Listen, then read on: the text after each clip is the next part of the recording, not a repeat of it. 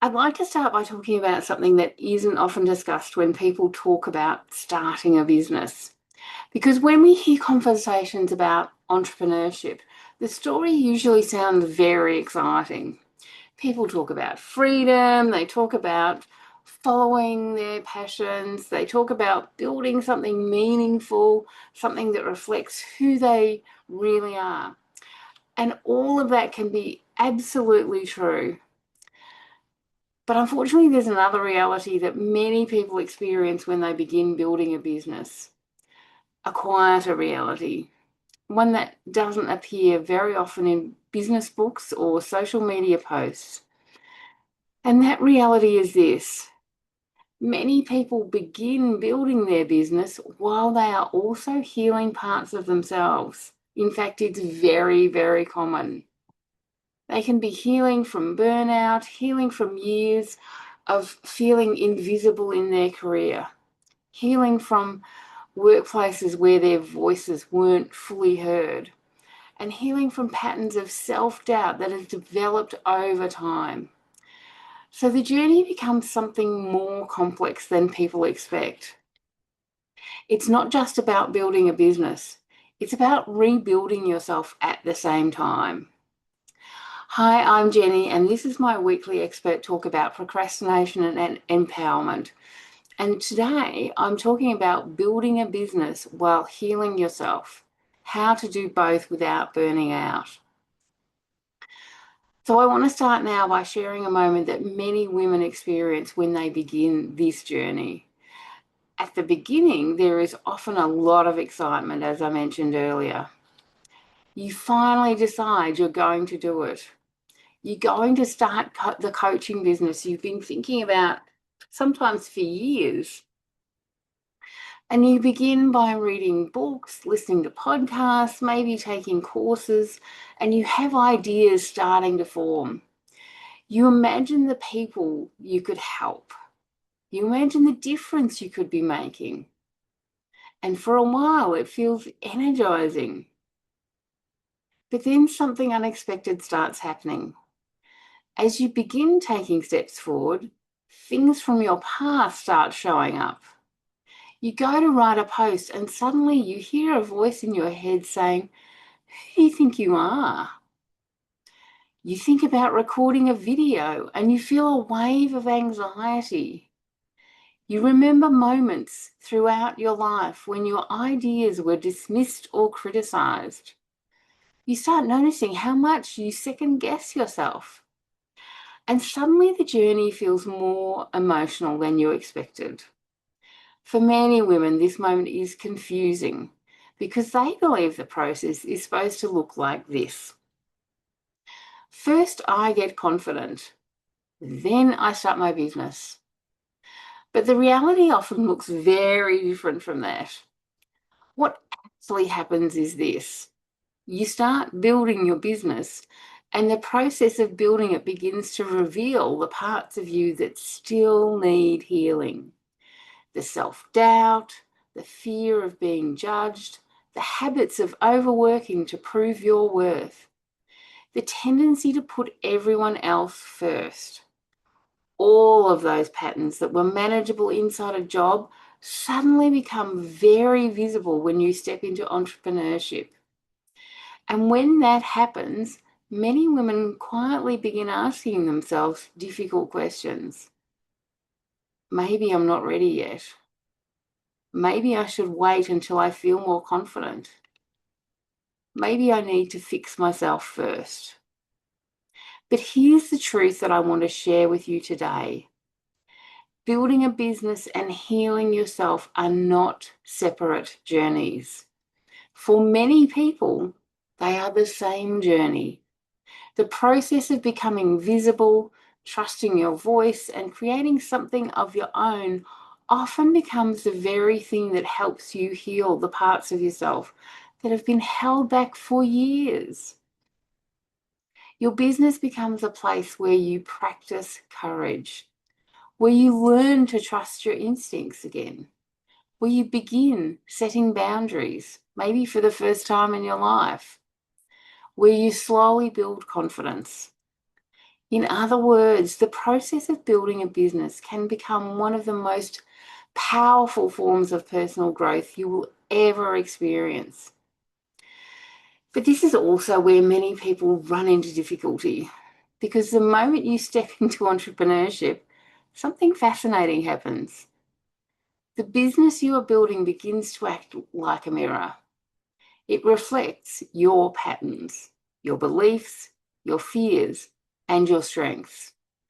So in the next part of this talk, I want to explore something important. Why does this happen?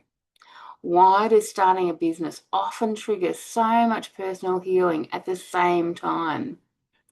What is it about entrepreneurship that brings these deeper patterns to the surface? So let's explore that next. So why does this journey so often bring personal healing into the picture?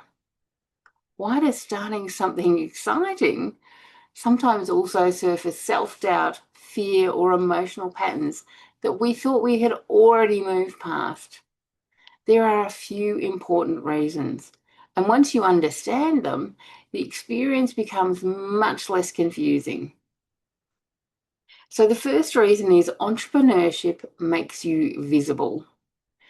One of the biggest differences between employment and entrepreneurship is visibility. In many jobs, especially for capable high achievers, it's possible to operate quite comfortably behind the scenes. You solve problems, you contribute, you support others, but you're not necessarily the one standing at the front of the room sharing your ideas publicly. Or in some cases, you've craved being at the front of the room and have been disappointed over and over when it hasn't happened. When you start a business, that all changes. Suddenly, your voice becomes central. Your ideas, your perspective, your message. And visibility can trigger something powerful, because when we actually become visible, we are also opened up to being seen. Seen by people who support us in some cases, but also potentially seen by people who might judge us, and in some cases judge us harshly. So let me ask you a question. Have you ever had the experience of writing something you wanted to share and then hesitating before pressing post? Maybe you reread it several times. Maybe you wondered what people might think. Maybe you decided to save it as a draft instead. If that's happened to you, you're not alone. That hesitation is often a sign that your subconscious is adjusting to a new level of visibility and trying to protect the invisibility. And that adjustment can bring old fears or old beliefs to the surface. So the second reason is your business reflects your beliefs.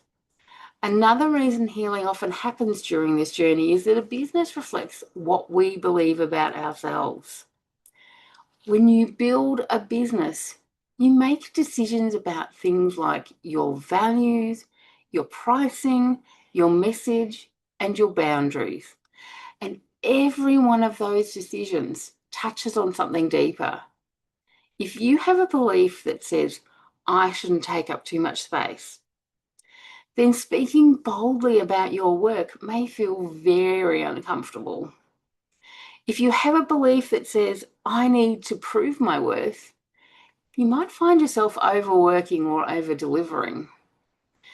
If you have a belief that says, I don't want to disappoint people, you may struggle to set boundaries. Your business becomes a mirror. It reflects the beliefs you've been carrying for years. And sometimes those beliefs are ready to be updated. So, have you ever noticed that certain business decisions feel more emotional than you expected? Maybe something as simple as setting a price or describing your expertise suddenly feels very personal. That's often because the decision is touching on something deeper than strategy. It's touching on identity. Oh, let me have a drink.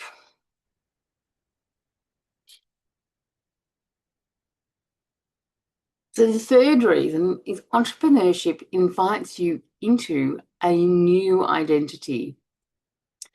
Perhaps the most profound reason healing happens during this journey is that starting a business asks you to become someone new, not a completely different person, but a more visible, self-directed version of yourself. If you've spent years in environments where you were expected to follow instructions, meet expectations, or seek approval, entrepreneurship introduces a very different role. Now you are the one setting the direction. You are the one deciding what you believe. You are the one choosing what your work looks like. And that shift can feel both exciting and unfamiliar. Because identity change is not just practical, it's emotional.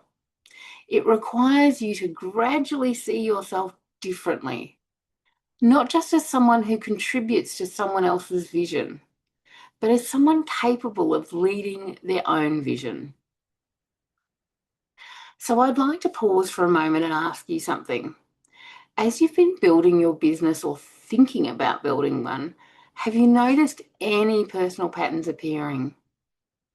Maybe self-doubt, perhaps perfectionism, perhaps the urge to work harder than necessary, or the fear of being seen.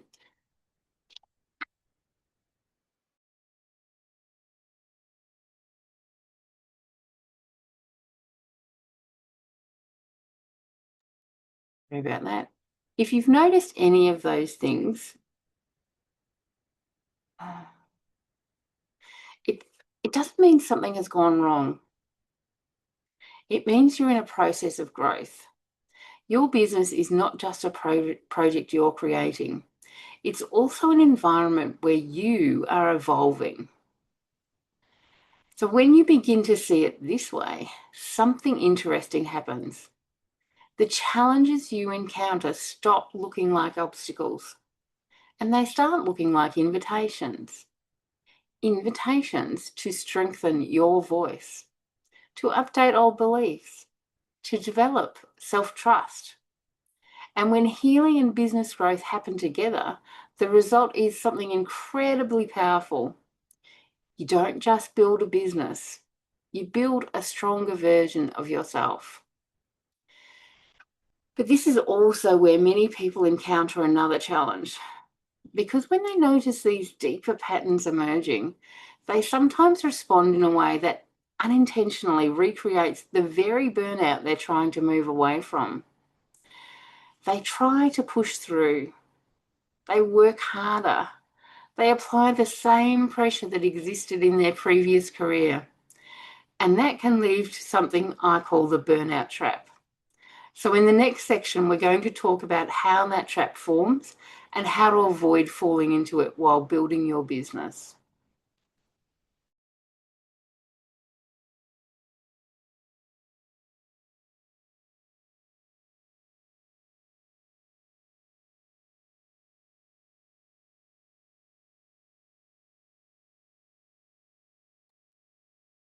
So now let's talk about something that happens to many capable people when they begin building a business.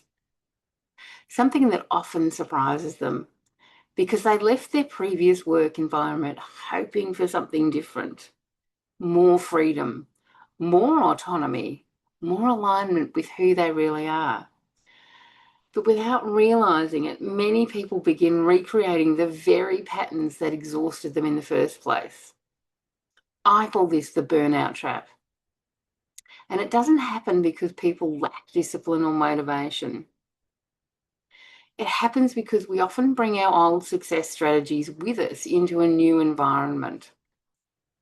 If you spent years succeeding in corporate or professional environments, you've probably learned some very powerful habits.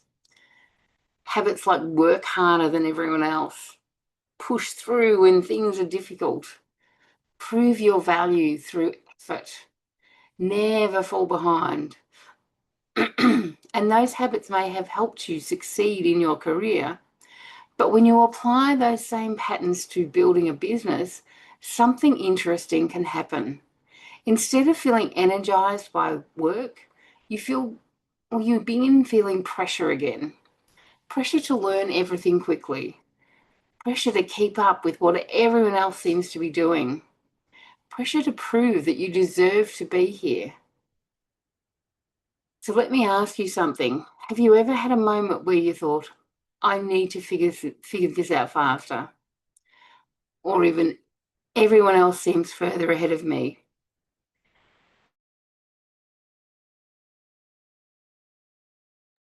Or perhaps, I just work harder, I'll catch up.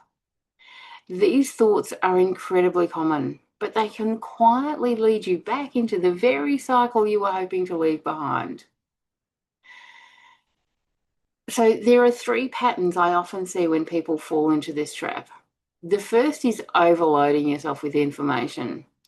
When you're building a business, there is an endless amount to learn. Marketing, messaging, social media, sales, content creation. And it's very easy to believe that you need to understand all of it before you can move forward. So you start consuming more and more information, more courses, more podcasts, more strategies. But instead of creating clarity, the information begins to create overwhelm. So have you ever finished learning something only to realize that now you feel like there are 10 more things you need to learn?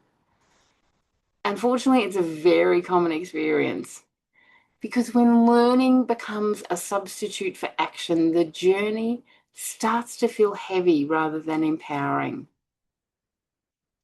The second pattern is overworking before the business is ready for that level of effort. Many high achievers are used to working long hours and pushing themselves. So when they start their business, they bring that same intensity.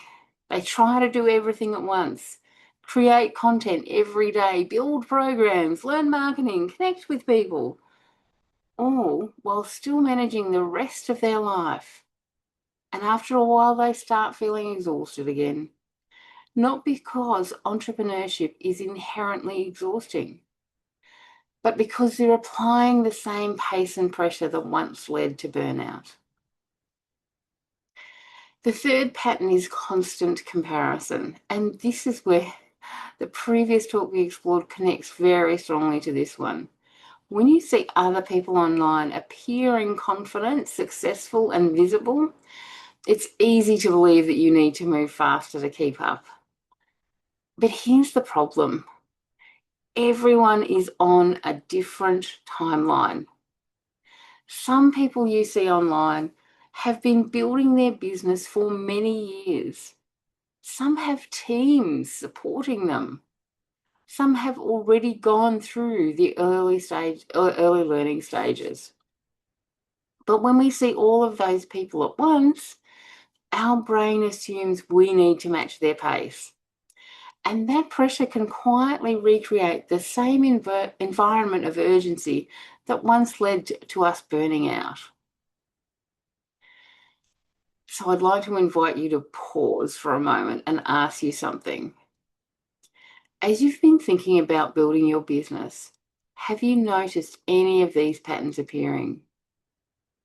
Maybe the urge to learn everything before you start, the pressure to work harder than necessary, the feeling that you need to keep up with others.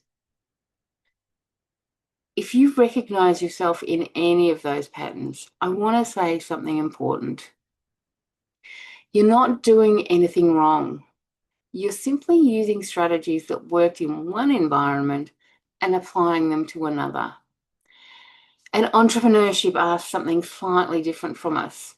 It asks for sustainability, for pacing, for building momentum gradually. Because a business is not a sprint, it's a long-term journey. When you begin to see the burnout trap clearly, something powerful becomes possible.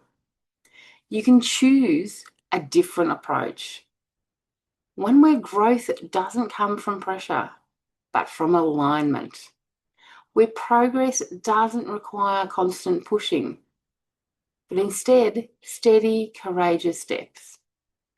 And this is where an important realization begins to emerge. Many people believe they must fully heal before they start building something new. They think the process should look like this. First, I become completely confident. Then I build my business. But real life rarely works that way. And in the next section, I want to talk about something I call the healing and business growth paradox. Because often the very process of building a business is what helps the healing happen.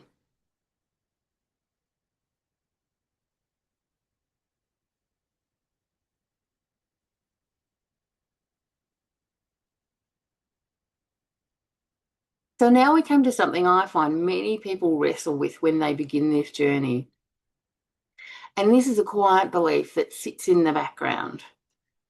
It often sounds something like this: I need to heal more before I start helping people. Or I need to be completely confident before I share my work. Or who am I to guide others when I'm still working through my own growth? Have you ever had a thought like that? Maybe you've felt a strong desire to help people, to share what you've learned, to build something meaningful. But another voice appears and says, not yet. Not until you're more ready. Not until you're fully figured yourself out. And that voice can be very persuasive. And it often comes from a good place, because most people who want to help others are thoughtful, responsible, and deeply aware of the impact they want to have. They don't want to mislead anyone. They don't want to pretend they have all the answers. But here's where an interesting paradox appears. Healing and growth rarely happen in isolation. They happen through participation in life, through relationships, through experience, through stepping forward, not waiting until everything feels perfect. Think about any area of life where you've grown confidence in a skill, in confidence in speaking, confidence in leadership. Did that confidence appear before you began? Or did it develop gradually as you gained experience? And I've mentioned this before, when I started doing these weekly talks, I fumbled through. I'd done speaking before, and was reasonably confident, but I just didn't quite know how to put speeches together for this type of situation. I didn't know how to set myself up to do it reasonably well. But I fumbled my way through. And as I did each talk, I learned something from each of the experiences, and how I presented the talks changed and got better. I still make mistakes all the time, but I'm not thrown by the mistakes. I don't sort of fall apart and stop wanting to stop doing these talks. I'm good with the mistakes. I know from the lived experience that mistakes are valuable. So for most of us, confidence grows through doing, through trying, through learning, through adjusting. And entrepreneurship is very similar. You don't become completely confident and then begin. You begin and confidence develops along the way. So there's a concept I often share with people who want to start coaching or helping others. You don't need to be the person who has everything completely mastered. You simply need to be a few steps ahead of the people you want to help. And in fact, I believe that if you make mistakes, like when I'm presenting a talk, as long as you can confidently carry on and not be thrown by the mistake, you're actually inspiring other people. You're not going to be putting people off, and you're not going to have people thinking that you're no good.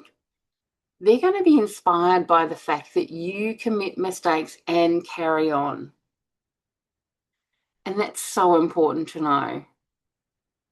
And if you've already navigated a challenge, if you've learned something meaningful through experience, if you've discovered insights that could make someone else's path easier, that knowledge already has value.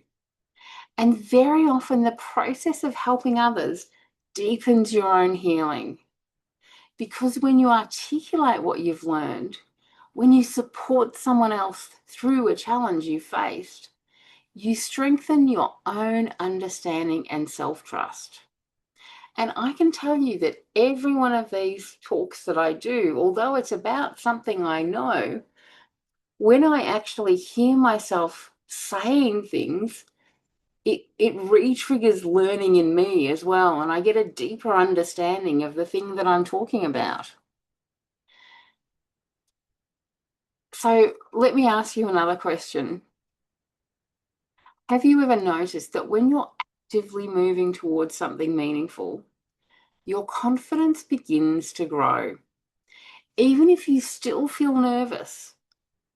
Maybe it was a new role, a new project, a new stage of life.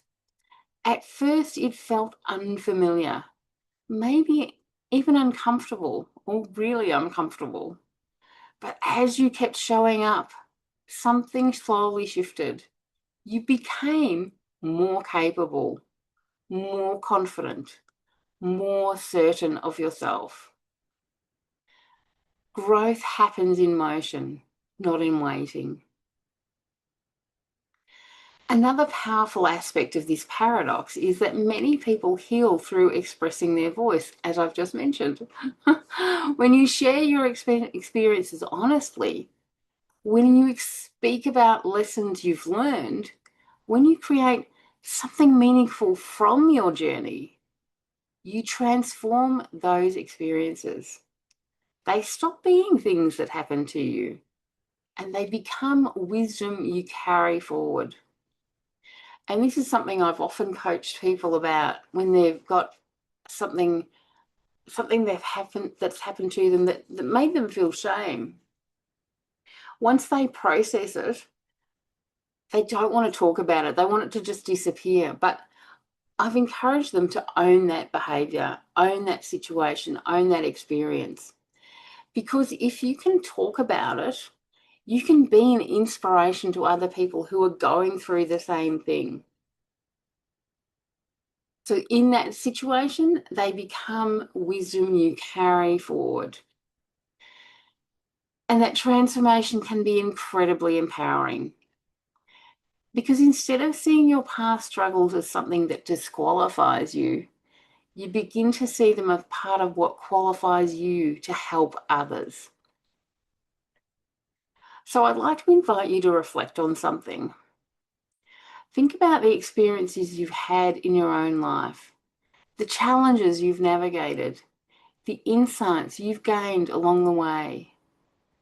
Is it possible that some of those experiences are not barriers to starting your work, but part of the very reason your work matters? Is it possible that the person you're becoming through your healing journey is exactly the person someone else needs to hear from? For many people, that is the moment where something shifts. They realize they don't have to wait until they feel perfect. They simply need to continue growing while contributing. Of course, this doesn't mean you ignore your own well-being. It doesn't mean you rush forward without care. The key is how you build your business while healing, because there are ways to do this that create pressure, and there are ways to do this that create growth and support your well-being. And that's what I want to explore next, because there are a few principles that make it much easier to build a business in a way that supports your healing instead of exhausting you.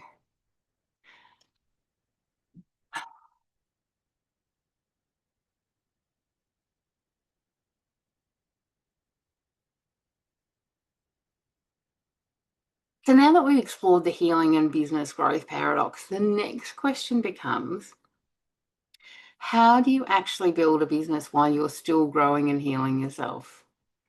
How do you move forward without recreating the pressure and exhaustion that many people are trying to leave behind? Over time, I've noticed that there are a few principles that make a profound difference. They don't eliminate challenges, but they help create a journey that is much more sustainable and supportive. So let's explore 4 of those principles. The first one is build at the speed of self-trust. So one of the biggest sources of pressure for new entrepreneurs is the feeling that they need to move quickly. You might see people online launching programs, growing audiences, or sharing big results and think, oh my God, I need to catch up. But building a business is not a race. It's a process of gradually strengthening your confidence and capability. And confidence grows through experience. It's not something that you can just snap your fingers and it comes before you actually take action. And those small actions need to be repeated consistently. This is what I often call micro courage, because I encourage you to take small moments where you choose to move forward even when you feel a little uncertain, but it's a tiny movement. Can you think of a moment when you did something that felt slightly outside your comfort zone, and afterwards you realized it wasn't as frightening as you expected? Maybe you spoke up in a meeting. Maybe you shared an idea publicly. Maybe you tried something new. Often the experience itself becomes the evidence that you can handle it. And that's how self-trust grows, not through giant leaps, but through small steps taken consistently.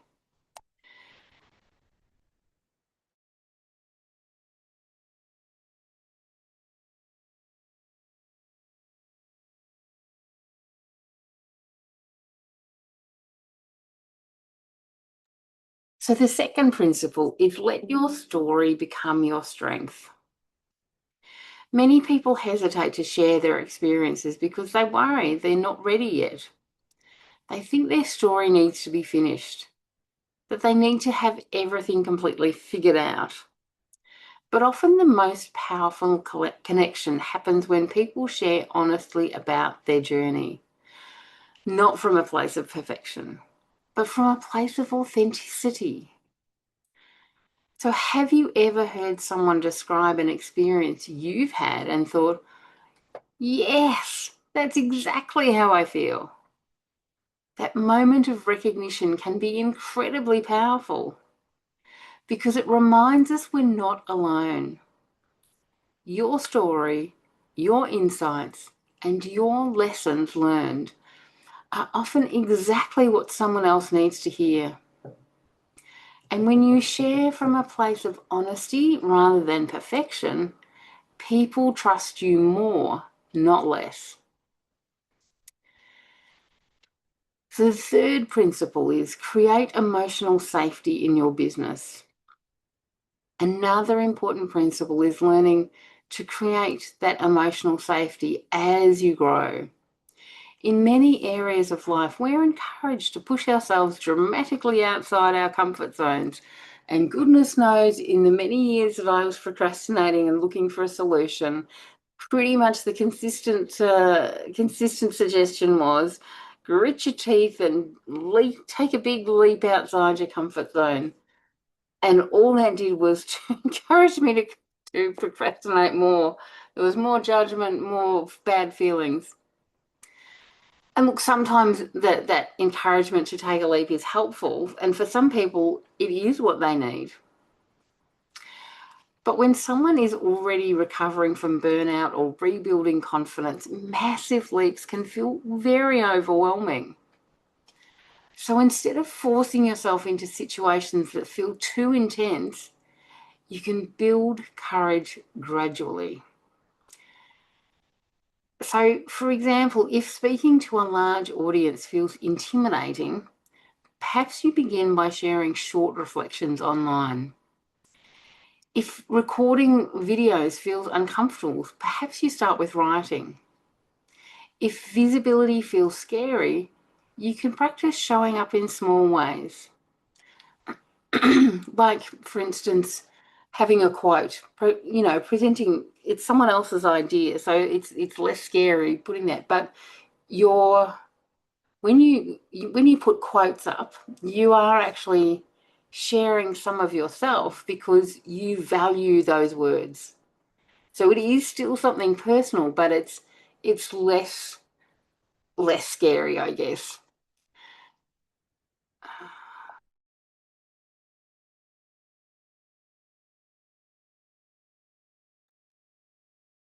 So what is one small step that would feel slightly challenging but still manageable for you right now? Often growth becomes sustainable when we move forward in ways that respect our subconscious rather than overwhelming it. The fourth principle is redefine what success means. So building a business while healing requires redefining success. In many business conversations, success is measured through numbers, revenue, followers, launch results. And while those things can certainly matter, they're not the whole story. There are many quieter forms of success that are just as meaningful. So an example would be the moment you trust your voice enough to share something important. The moment you set a boundary that protects your well-being. The moment you realize you're no longer comparing yourself to everyone else. The moment you show up despite feeling nervous. Those moments are signs that something deeper is changing. You're becoming someone who trusts yourself more. And that kind of success creates the foundation for everything else. So when you combine these principles, something powerful happens. You stop trying to force your business to grow through pressure, and instead, you allow it to grow through alignment, through courage, through authenticity, through self-trust.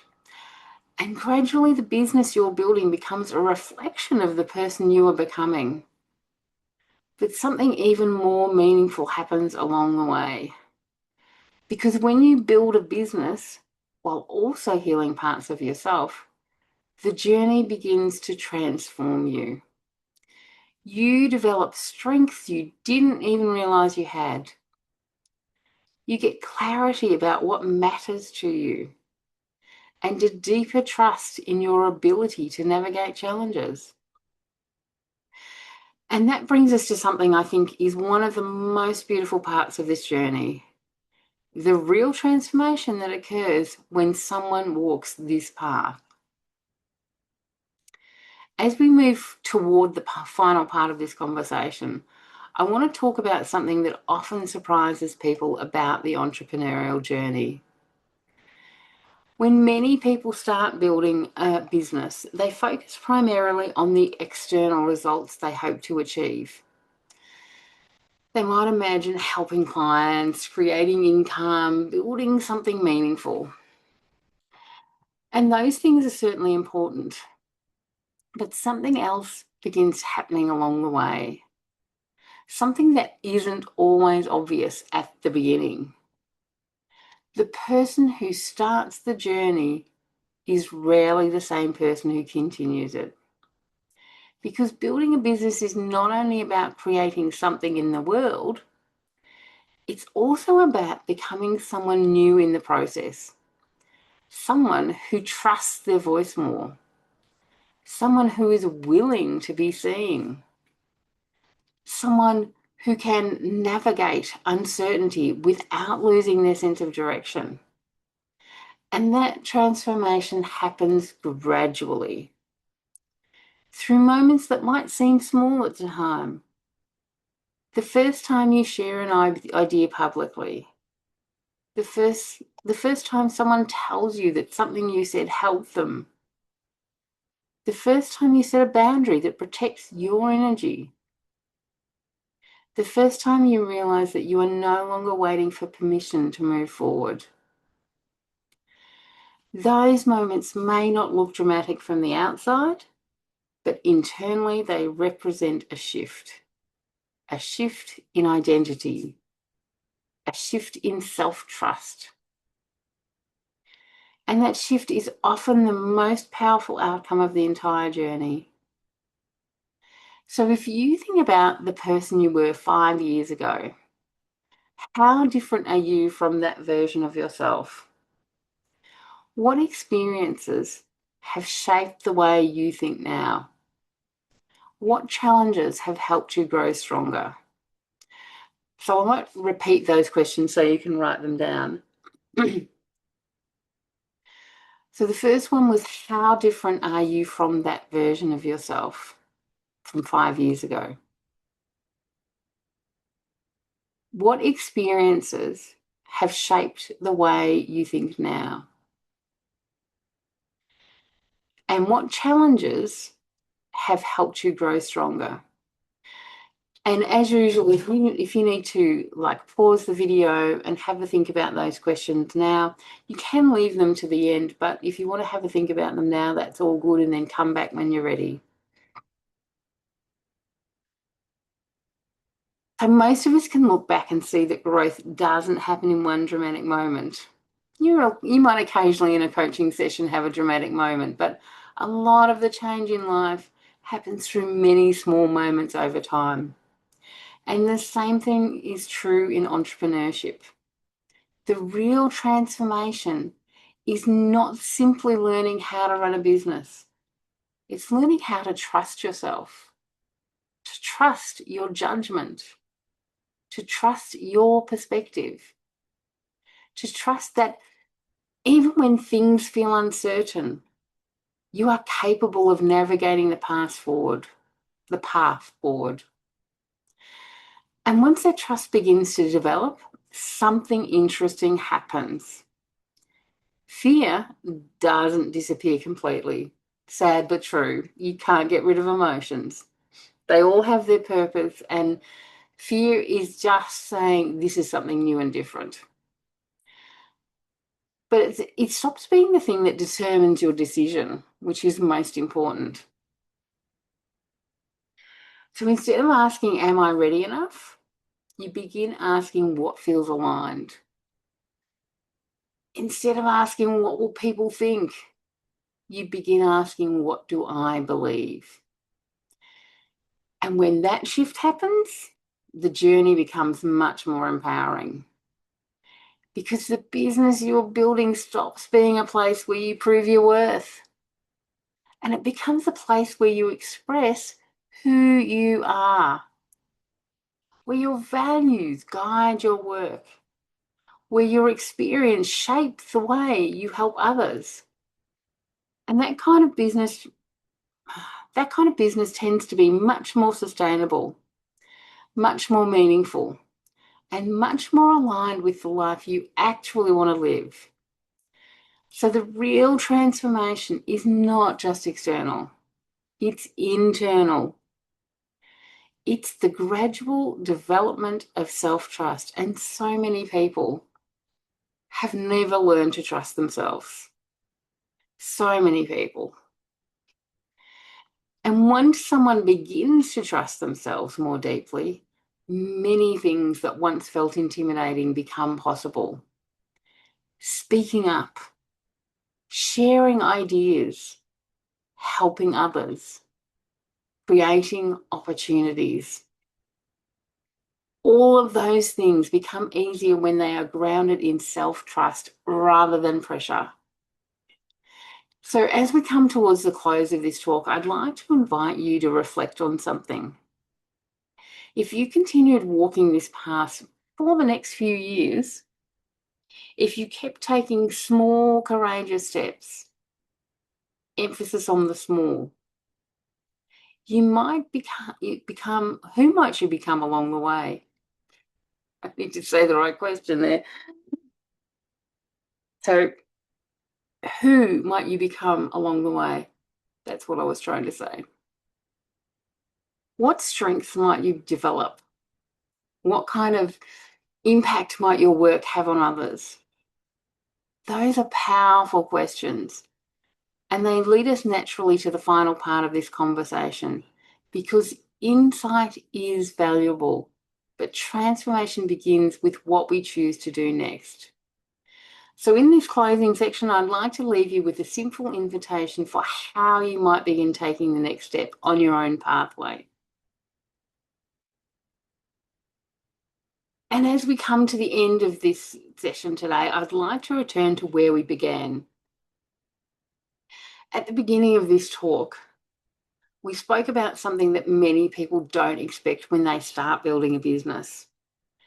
The reality that sometimes while you are building something new in the world, you're also rebuilding parts of yourself, rebuilding your confidence, rebuilding your voice, rebuilding your sense of what is possible. And if that has been part of your experience, I want to say something very clearly. You are not behind. You are not doing it wrong. And you are certainly not alone.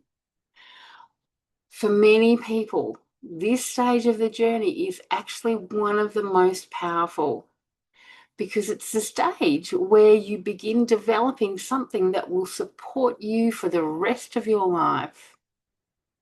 Self-trust.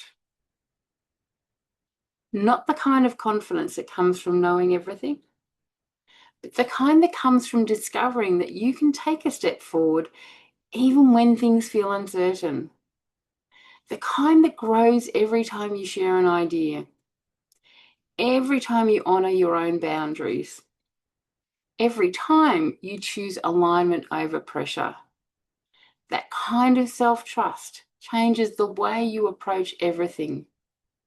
Your work, your relationships, your decisions. And when self-trust grows, something interesting happens. The pressure to prove yourself begins to soften. The need to compare yourself with everyone else begins to fade. And the business you are building starts to feel less like a test and more like an expression of who you are. So before we finish today, I'd like to invite you to reflect on one simple question. What is one small step you could take that would move you forward while still supporting your well-being? So let me repeat that again. What is one small step you could take that would move you forward while still supporting your well-being? Now be sure about this. It's not a giant leap. I don't encourage people to take giant leaps. They've never worked for me. I know there are some people out in the world that giant leaps work really well, but it's not something I will ever recommend you do. So think of something that doesn't overwhelm you. It's just like a really teeny tiny small step. Maybe it's something like sharing an idea you've been holding back. Maybe it's having a conversation about the work you want to do. Maybe it's giving yourself permission to move forward at a pace that respects your energy and your healing. Small steps might not look dramatic from the outside, but over time they create extraordinary change, because each step builds experience, and experience builds confidence, and confidence eventually builds momentum. And taking a small step is better than procrastinating. It is better than procrastinating. And every time you take a small step, you are moving away from procrastination. And that journey of small, courageous steps is exactly what I guide people through in my work. It's through a framework that I've called the Courageous Pathway, where I help capable professionals who feel ready for something more move from hesitation and self-doubt into courageous action and self-trust. not by forcing themselves into exhaustion and that hustle, but by building their confidence and clarity gradually in a way that supports both their growth and their well-being. Because the goal is not simply to build a business. The goal is to build a life and a body of work that feels aligned with who you truly are. So if today's conversation resonated with you, if you recognize yourself somewhere in this journey, then my invitation to you is simple. Continue walking the path. Continue taking those small, courageous steps. Because the world doesn't need another perfect voice. It needs more real ones. And the people who are meant to be helped by your work are not waiting for you to be flawless. They really aren't. They are simply waiting for you to begin. Thank you for coming along and listening today.